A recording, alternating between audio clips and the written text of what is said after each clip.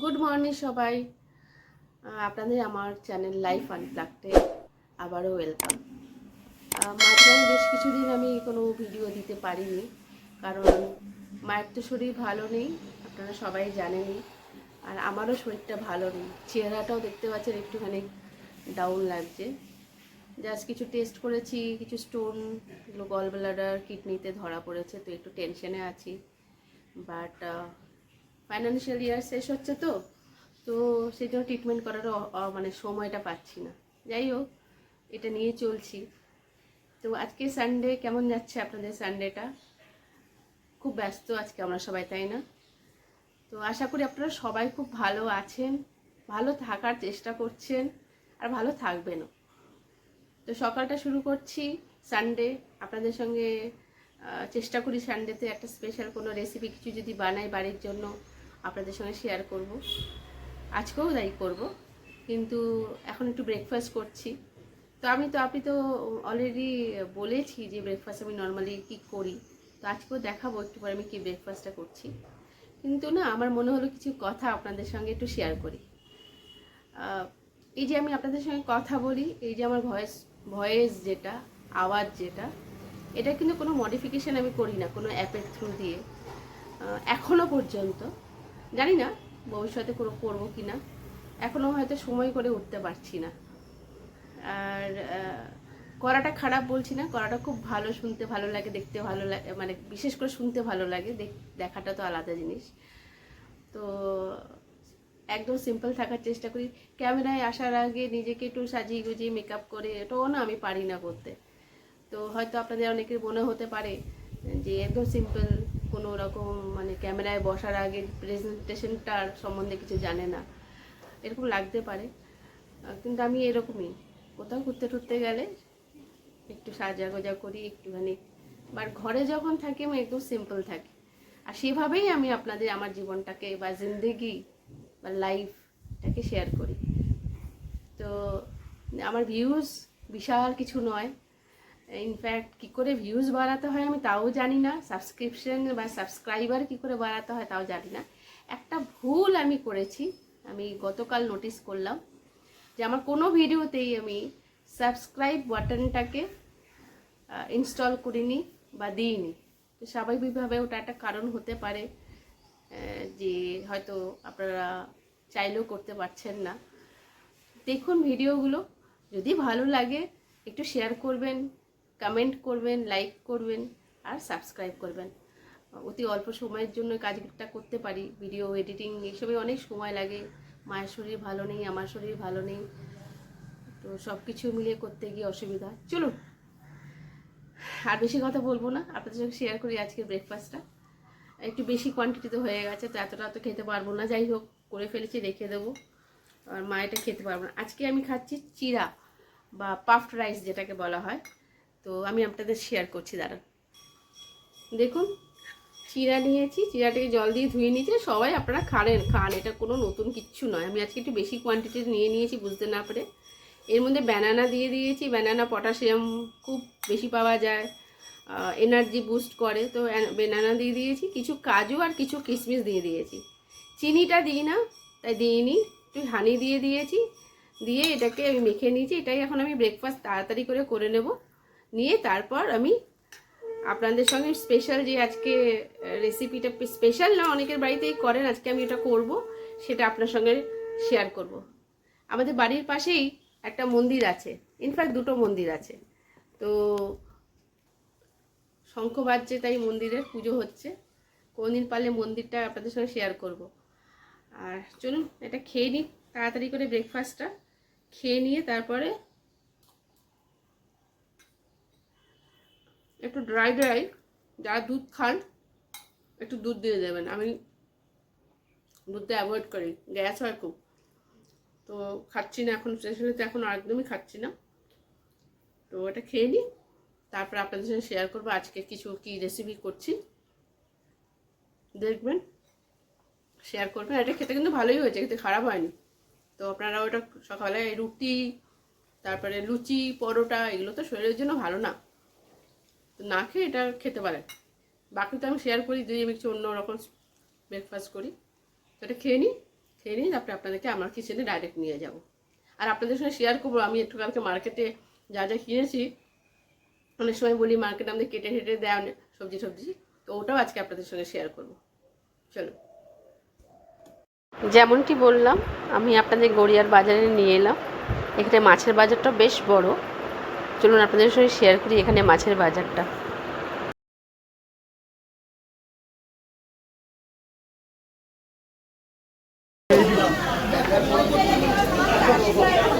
চিংড়ি নেই, ছোট চিংড়ি, বড় ছোট চিংড়িগুলো নেই।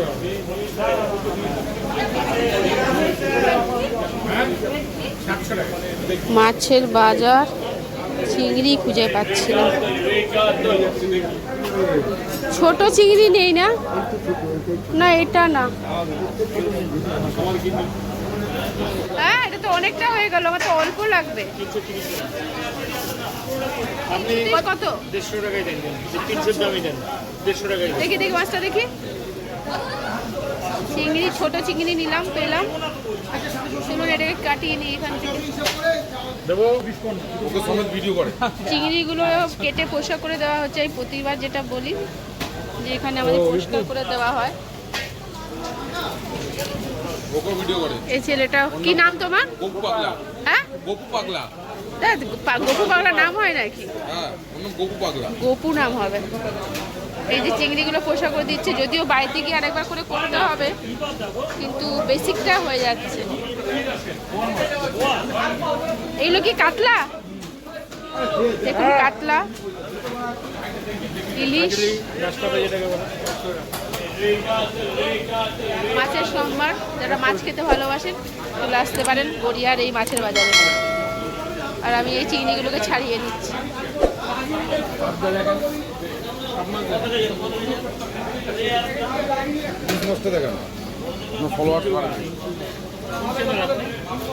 কোনটা ইলিশ? এই তো।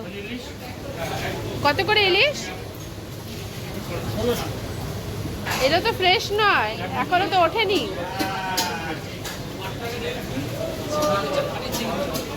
আর এগুলো কি ভেটকি? আর এই যে বড় লবস্টার যেগুলোকে বলে, 500 আছে এটাতে? 553 দিন, এটা দিন তাহলে, কেটে দিন। কচি হবে তো? নিশ্চিন্ত আপনার।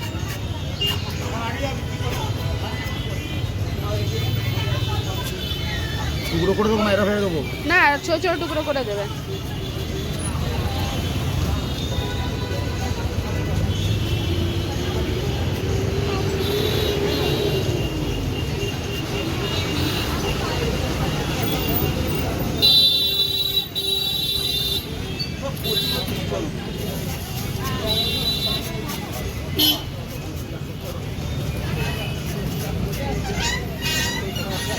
কত টাকা করে কিলো হলো তাহলে? 100 টাকা কিলো হলো।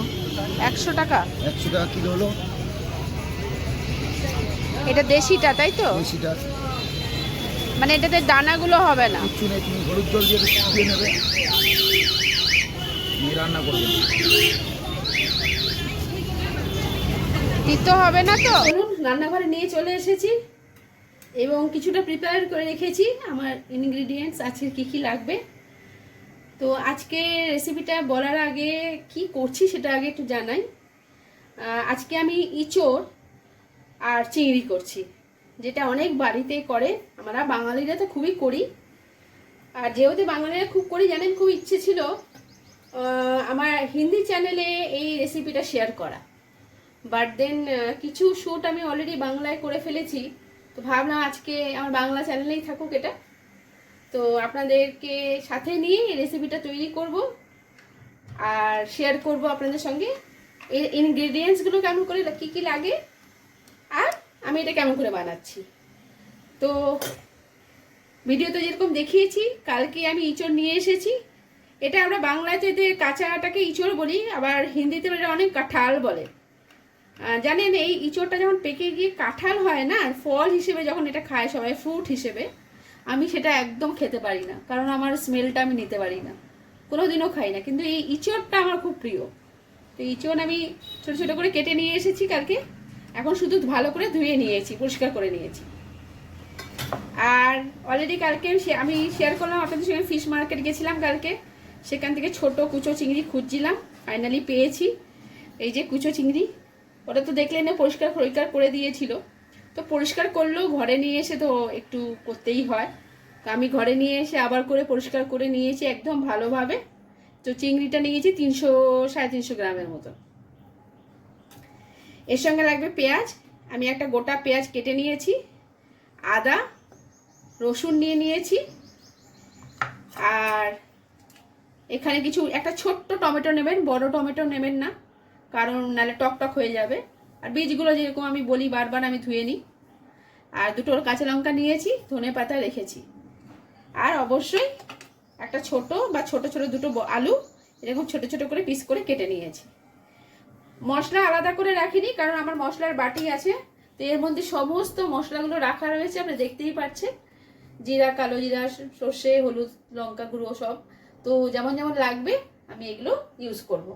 আর তার সঙ্গে সল্টটাকেও সামনে রেখেছি, কাজের সময় হাতের কাছে সব থাকলে সুবিধা হয়। তো এবারে আমাদের যেটা সবার আগে করতে হবে সেটা হচ্ছে এই আদাটা, রসুনটা আর একটা লঙ্কা আমি একটু মিক্সারে গ্রাইন্ড করে নেব, তারপরে শুরু করব বাকি কাজগুলো।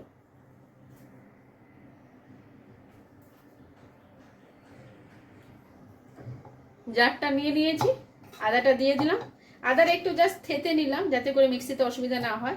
3টেই রসুন দিয়েছি, কেন আমার কোয়ান্টিটি যতটা রেখেছি ইঁচড় বা চিংড়ি সেই হিসেবে। পেঁয়াজটা দেব না, আর এখান থেকে একটাই লঙ্কা এর মধ্যে দেব, দিয়ে এটাকে আমি মিক্সিতে দিয়ে এটাকে একটু মিক্সারটা বানিয়ে নিচ্ছি। এই দেখুন খুব ইজিলি 1 মিনিটও লাগলো না, মিক্সারটা হয়ে গেছে। একটু জলটা বেশি দিয়েছি, দিয়ে আদা রসুন আর লঙ্কার পেস্টটা বানিয়ে নিলাম। এবার যে কাজটা আমাদের করতে হবে, এই ইঁচড় যেটা রয়েছে আর এই আলু যেটা রয়েছে সেটাকে একটু সামান্য একটু বয়েল করে নেব, সো দ্যাট রান্না করতে ইজি হয়, এবং এর মধ্যে থেকে যেটা স্মেল থাকে না কাঁচা ইঁচড়ে সেটাও যাতে না থাকে। তো এটাকে বয়েল করে নিচ্ছি। আমার তো মাঝে মাঝে মনে হয় যত রেসিপি আমরা বাঙালিরা বানাতে পারি, ভেজ হোক নন ভেজ হোক, মানে গুণে শেষ করা যাবে না। আর আমি জানি চিকেন মাটন এগুলো খাই না, মনে হয় আগের একটা ব্লগেও বলেছি, বাট আমি খুব ভালোবাসি বানাতে। বিশেষ চিকেন মাটন আমার বাড়িতে আসে না, তো বোন আসবে যখন, তখন আমি চিকেনের কিছু রেসিপি করব, আপনাদের সঙ্গে শেয়ার করব। ওই ছোট্টটি আছে না, ছোট্ট এঞ্জেল মাম্মা যাকে বলি, ও চিকেন খেতে খুব ভালোবাসে, ফিশটাও খুব ভালোবাসে। কিন্তু বাবলা মানে আদি আপনাদের, সে আবার আমার মতন অনেকটা এগিটেরিয়ান। তো যেটা বলছিলাম যে বাবলা মানে আদি আপনাদের, ওদের তো একটা ভিডিও আপনারা দেখেছেন, কিছু শর্টসও দিই। ও আবার চিকেন মাটন খায়, but he is not fond of all those two things. কিন্তু ও এগিটেরিয়ান আমার মতো। আমি তো একদম চিকেন মাটন খাই না, কোনো রকম মিটই খাই না। তো আমাদের বাড়িতে ম্যাক্সিমাম ভেজটাই হয়, একটু বয়েল এই সবগুলো খেতে আমরা ভালোবাসি। তারপরেও দেখুন না, শরীরের কিছু না কিছু অসুস্থতা এসেই যায়। তো যতক্ষণে আমার ওই ইঁচড়টা একটু হালকা বয়েল হচ্ছে, ভাবলাম আপনাদের সঙ্গে একটু কথা বলি। এরপরে আমি আলুটাকেও বয়েল করে নেব। তো ওদের আসার কথা আছে, ওরা আসলে আমরা একটু এদিক ওদিক যাওয়ারও ইচ্ছে আছে, দেখা যাক কতটা কি হয়। তো অবশ্যই আপনাদের সঙ্গে শেয়ার করব। রেসিপিটা ভালো করে দেখবেন আর বানাবেন, জানাবেন কেমন হলো, আর একটু লাইক সাবস্ক্রাইব করে দেবেন। চলুন দেখি ইঁচড়টা সেদ্ধ হলো কিনা। আমি ইন্ডাকশনে বসিয়ে দিয়েছি ইঁচড়টাকে সেদ্ধ করার জন্য। তো কিছু কিছু রান্না আমরা ইন্ডাকশনে করে নিই, আর এখন তো যা চলছে গ্যাস পাওয়ার প্রবলেম, তো ওই রিস্কে না গিয়ে কখনো কখনো আমরা ইন্ডাকশনেও কিছু কিছু জিনিস করে ফেলি যাতে গ্যাসটা একটু সেভ করা যায়। এটা হয়েই এসেছে, এরপরে একটু আলুটা বয়েল করে নেব, তারপরে মেন মানে রেসিপি তো শুরু করে দিয়েছি, মানে রান্নাটা শুরু করে দেবো। এ দেখুন ইঁচড় আমার সেদ্ধ হয়ে গেছে হাফ কিছুটা। এবার আমি আলুটা বয়েল করতে দিয়েছি, বাট বাই দ্য টাইম আলুটা বয়েল হচ্ছে আমি এটা একটু মানে এই প্রনটাকে চিংড়িটাকে একটু ম্যারিনেট করার জন্য যা যা লাগে আর কি হলুদ দিয়ে দিচ্ছি আর লবণ দিয়ে দিচ্ছি, আর একটু সামান্য একটু সর্ষের তেল হাতেই নিয়ে নিলাম, দেখা যাচ্ছে আশা করি, দিয়ে এবার এটাকে একটুখানি ম্যারিনেট করতে দিয়ে দিই।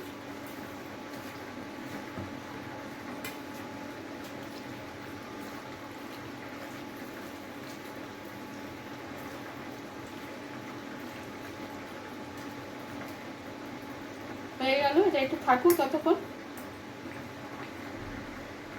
ততক্ষণ আমরা আলুটা বয়েল হচ্ছে।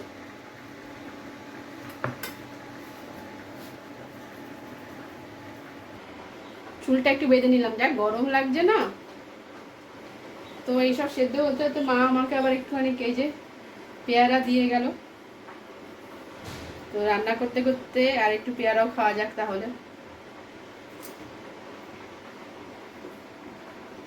কলেজের মধ্যে পেয়ারা আর ব্যানানা এই দুটোতে কোনোদিন পেস্টিসাইড দেওয়া হয় না, কারণ দিলে ওটা নষ্ট হয়ে যায়। তো একটা পেয়ারা রোজ আপনারা পারলে খেয়ে নেবে, আপেলের সমান কাজ করে।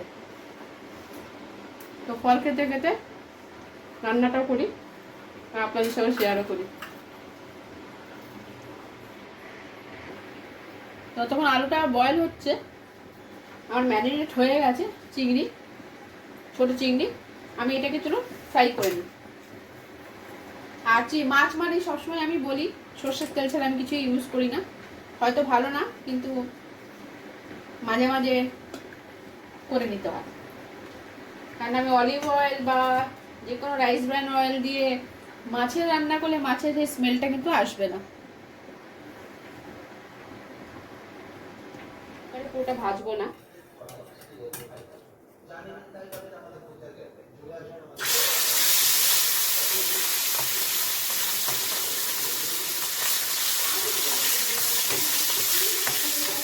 চিংড়ি খুব বেশি ভেজে নেবেন না, নাহলে রাবারের মতন একদম হয়ে যাবে। একটা চিন করে নেবেন গ্যাসটা বেশি হয়ে গেছে তো ভাজা।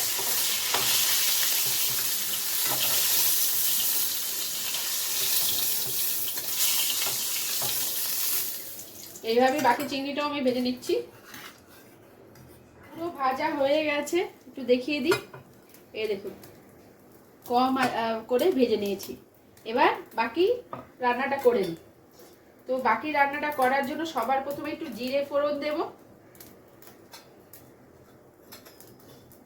এরকম আমার চামচটা যেহেতু খুবই ছোট, 1 চামচ ছোট স্পুন 2 চামচ দিলাম, আর একটু সিম করা রয়েছে গ্যাসটা।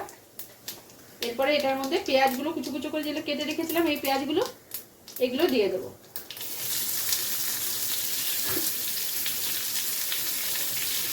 শুধু মাথায় রাখতে হবে পেঁয়াজ যেন না পুড়ে যায়, ব্রাউনিশ হবে কিন্তু পুড়ে যেন না যায়। রান্না করে সময় হয়ে গেল, টমেটোগুলো দিয়ে দেবো। টমেটোগুলো আমি মিক্সিতে দিলে অন্যরকম হতো, কিন্তু মিক্সিতে দেবো না, এখানেই এটাকে নরম করে নেব। শুধু একটু সিম করে করতে হবে।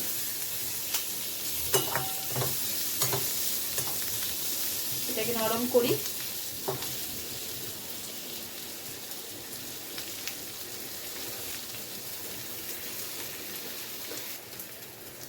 পেঁয়াজ আর টমেটো মোটামুটি ভাজা হয়ে গেছে। এরপর সবার আগে এর মধ্যে যেটা দেবো সেটা হচ্ছে একটু আলুগুলো ভেজে নিই, যে আলুগুলো সেদ্ধ করেছিলাম।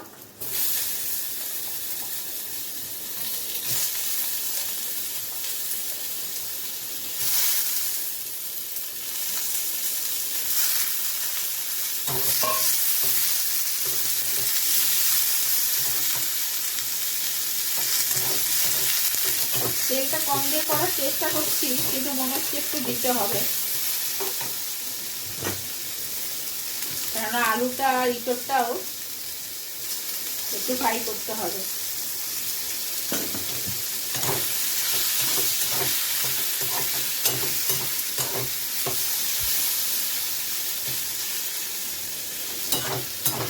চ্যানেলটা তো লাইফ রিলেটেড, তাই শুধু রান্না করে মানে জাস্ট রান্না আমি করি না, আপনাদের সঙ্গে গল্পও করি। তো জানি না আপনাদের ভালো লাগছে কিনা, যদিও খুব লিমিটেড সংখ্যক আমার ভিউয়ার্স, দেখা যাক সময়ের সাথে সাথে কি হয়। আর আমি বা কত দিন বা কত সময় এটা করতে পারি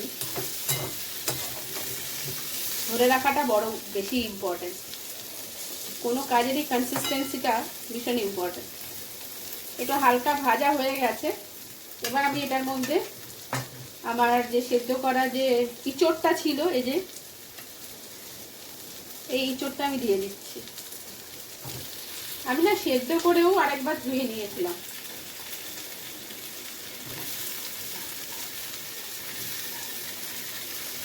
এবার আপনারা অনেকেই শুধু তেলে আগে ইঁচড়টাকে সেদ্ধ ভেজে নিতে পারেন, আলুটাকে ভেজে তুলতে পারেন, নিয়ে আলাদা করে ভেজে নিয়ে তুলে রাখতে পারেন, বাট আমি এটা একসঙ্গেই করব।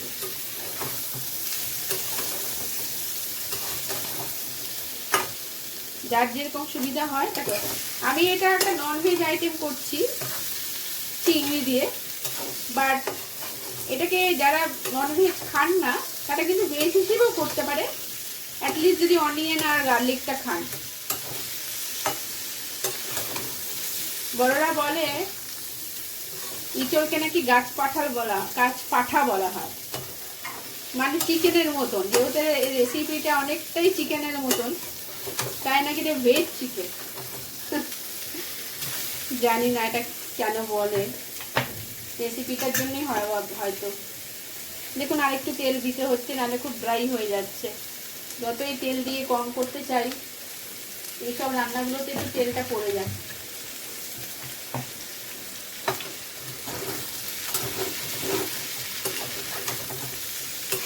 মানে না ভাজা হলে ঠিক মতন এটা টেস্টটা আসবে না। যতক্ষণ এটা ফ্রাই হচ্ছে, এই যে আমি পেস্টটা বানিয়ে রেখেছিলাম আদা রসুনের, আমি এটার মধ্যে আলাদা করেও আপনি দিতে পারেন, বা একবারও দেওয়া যায়। এই 1 চামচ জিরে দিয়ে দিলাম, আর একটু মানে 1.5 চামচ মতো জিরে দিলাম, আর এটার মধ্যে একটু 1 চামচ আমি ধনে গুঁড়ো দেবো, মানে রেগুলার যে মশলাগুলো আমরা ইউজ করি। আর দেবো এটার মধ্যে দিয়ে দেবো হলুদ, 1 চামচ হলুদ, বা আর একটু বেশি দিই, এই 1.5 চামচ মতো। আর রঙের জন্য অতি সামান্য একটু লঙ্কার গুঁড়ো, একটু, তাও কাশ্মীরি লঙ্কা, এটা কিন্তু আমার কাশ্মীরি লঙ্কার গুঁড়ো। তো এটা দিয়ে আমি এই পেস্টটাকে বানিয়ে নিলাম। তো আলাদা করে দেওয়া যায় না, আপনারা চাইলে আলাদা আলাদা করেও দিতে পারেন, আমি এটা একবারে বানিয়ে নিলাম।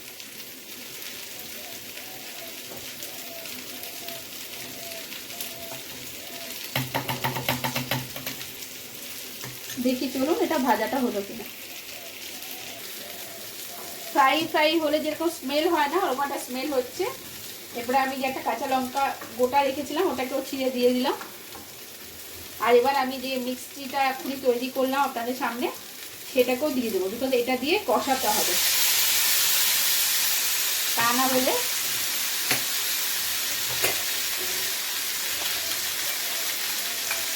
কাঁচা মশলা স্মেল আসবে।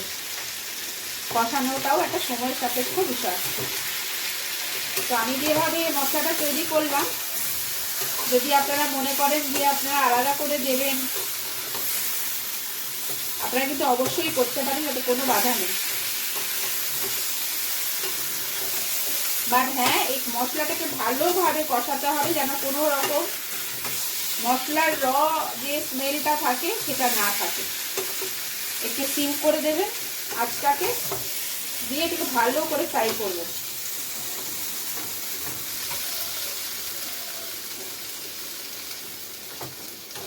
আমি এখনো সল্ট দিইনি,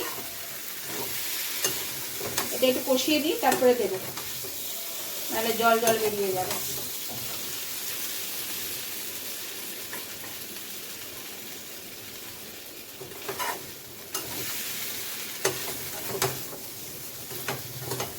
একটু অফ দ্য ক্যামেরাটাকে কষিয়ে নিই। এবার আমি এটাতে সল্ট দিয়ে দেবো।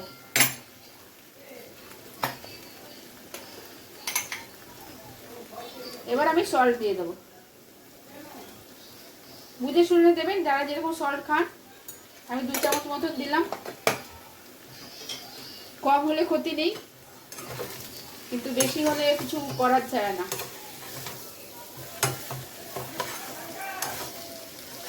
কিন্তু এটাকে আরো কিছুটা কষাতে হবে, কারণ এটা দিয়ে এখনো মশলা, কাঁচা মশলা স্মেলটা আমি পাচ্ছি।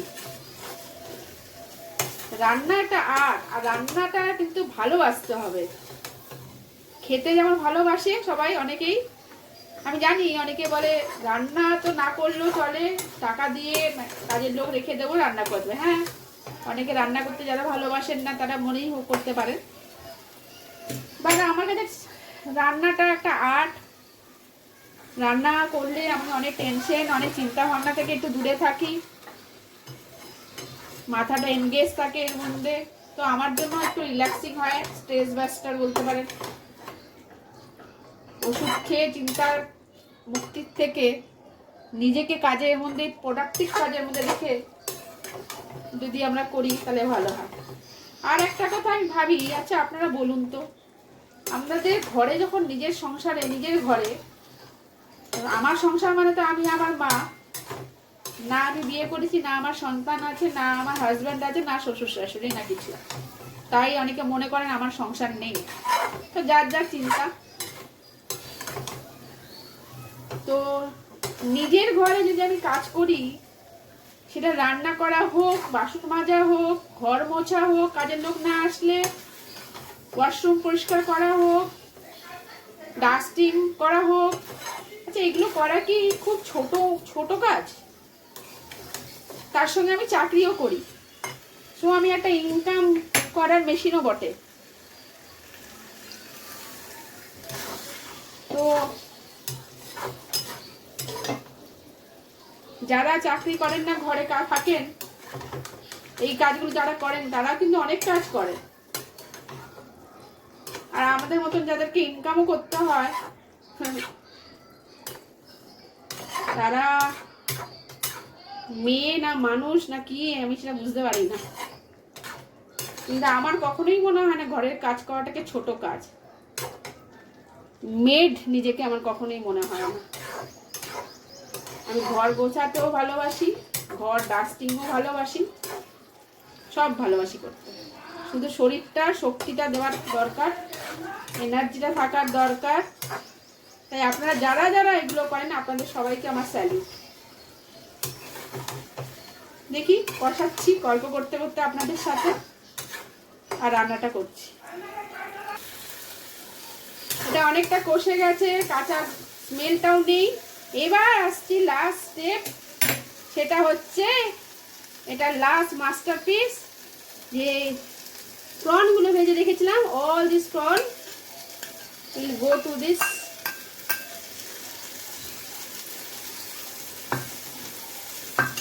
সবজি। এবার এখানেও আমাকে একটু প্রনটাকেও তো একটুখানি মশলা মাখাতে হবে। আচ্ছা, প্রনটা কিন্তু আমি সল্ট, হলুদ সব কিছু দিয়ে ভেজেছিলাম। সল্টটা হলো কিনা একটু চেক করেও নিতে পারেন আপনারা। আমি করেছি, একদম ঠিক আছে।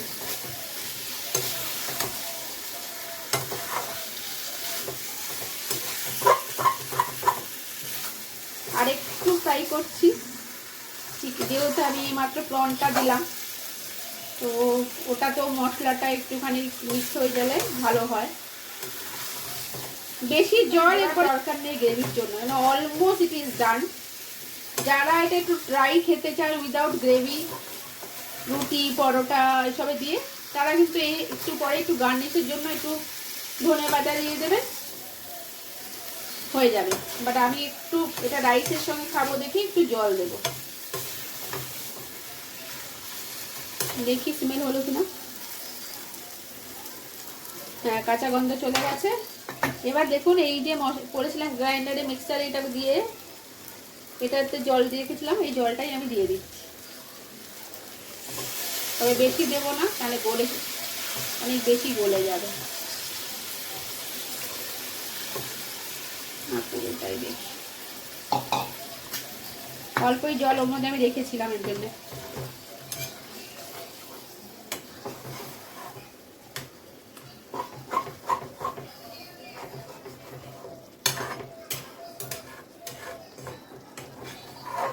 জানেন এটা করে আমি একটু হসপিটালে যাব। আজকে তো ওপিডি বন্ধ থাকে, কিন্তু আমার টেস্টগুলো বাকি। তো আমি কালকে জিজ্ঞেস করে এসেছিলাম যে সানডে করা যাবে কি না। অনেক দেরি হয়ে গেল, কিন্তু কিছু করার নেই, এটা তো কে করবে। আর আমার আপনাদের সঙ্গে শেয়ার করারও ইচ্ছে ছিল, তাই পুরো কাজের শেষে যখন আপনাদের একটা অ্যাপ্রিসিয়েশন পাই না, হিন্দিতে বলে দিল বাগ বাগ হয়ে যায়, একেবারে দারুণ লাগে। আচ্ছা, এটা একটু ফুটলে সমস্ত কিছু শেষ হয়ে গেছে আমার রান্না সমস্ত।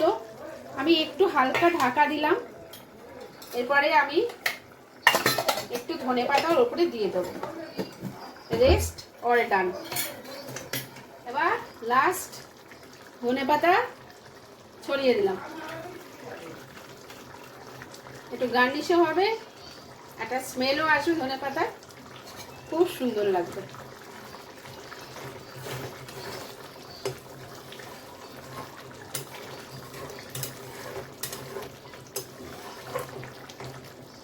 তাহলে আজকে ইঁচড় চিংড়ি শেষ বানানো।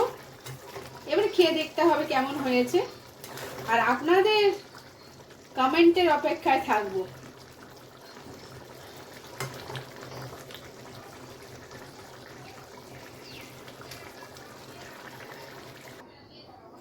একদম গরম গরম তৈরি ইঁচড় চিংড়ি। বানান, আমার সঙ্গে অবশ্যই শেয়ার করবেন কিন্তু।